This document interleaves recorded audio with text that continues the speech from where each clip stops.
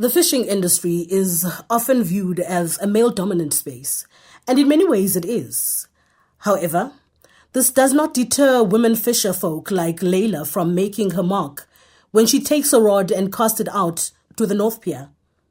In a perfect world, men and women fisher folk would get along and focus on the task of fishing without any qualms. This is far from the reality, as Layla has to regularly put out proverbial fires between men and women fisher folk who have trivial arguments. In a heated argument with one of the fishermen on the North Pier whilst fishing, she was told to shut your mouth and don't act like a man here. You want to act like men and catch fish. These words were spoken following a minor altercation where fishing lines got tangled just because the man saw that she caught 2 shad in quick succession. Layla stood her ground and reminded the man that she fishes for a living and not to recreation as he had seemed to be doing. Her husband, Bob, intervened and reprimanded the man for his rude behavior and politely advised him not to argue with women. In anger, the man threw his bait and belongings into the water and he left. If you can't respect women, then it's wrong. I'm fighting for the fisher folk, for the ladies, states Layla. She believes everyone has the right to be out on the water, enjoying the activity they love or have a passion for without question.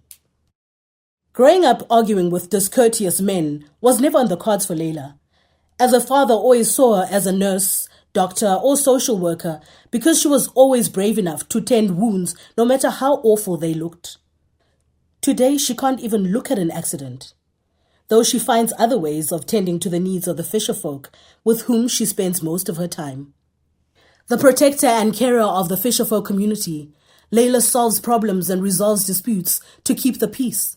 She also teaches the ladies how to fish and makes them traces so that they can be independent and earn a living.